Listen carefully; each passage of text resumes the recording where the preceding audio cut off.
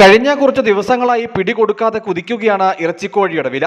ദിവസവും കോഴിയിറച്ചിക്ക് വില വർദ്ധിക്കുന്ന സാഹചര്യമുണ്ട്. അടിമാലി മേഖലയിൽ 180-നടുത്താണ് കോഴിവില. കഴിഞ്ഞ ഒരു മാസത്തിനകം സംസ്ഥാനത്ത് കോഴിവിലയിൽ 40 രൂപയ്ക്കടുത്ത് വർധനമാണുണ്ടായത്. 2023 ഡിസംബറിൽ ഇറച്ചിക്കോഴിക്ക് 100 രൂപയിൽ താഴെയായിരുന്നു വില. കഠിനമായ വേനൽ മൂലം ഉൽപാദനം കുറഞ്ഞതാണ് വില കൂടാൻ പ്രധാന കാരണം.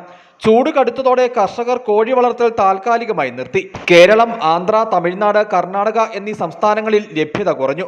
പ്രധാനമായും തമിഴ്നാട്ടിൽ നിന്നുമാണ് വിൽപ്പനയ്ക്കായി ഹൈറേഞ്ചിലേക്കടക്കം ഇറച്ചിക്കോഴി എത്തുന്നത്.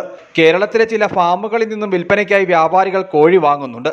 വില കുത്തനെ ഉയർന്നതോടെ തീൻമേശകളിൽ കോഴി വിഭവങ്ങൾ നിരക്കണമെങ്കിൽ ആളുകൾ അധിക തുക മുടക്കേണ്ടി വരുന്നു. ഹോട്ടൽ മേഖലയ്ക്കും കോഴിയിറച്ചി വില ഉയർന്നത് തിരിച്ചടിയായിട്ടുണ്ട്. ഹോട്ടലുകളിൽ കോഴി വിഭവങ്ങൾക്കാണ് ആവശ്യക്കാർ കൂടുതലുള്ളത്. അതേസമയം വില വർധനവ് നിയന്ത്രിക്കേണ്ടുന്ന സർക്കാർ സംവിധാനങ്ങൾ ഇടപെടൽ നടത്തുന്നില്ലെന്ന പരാതി ആളുകൾ പങ്കുവയ്ക്കുന്നു. News bureau, Adimali.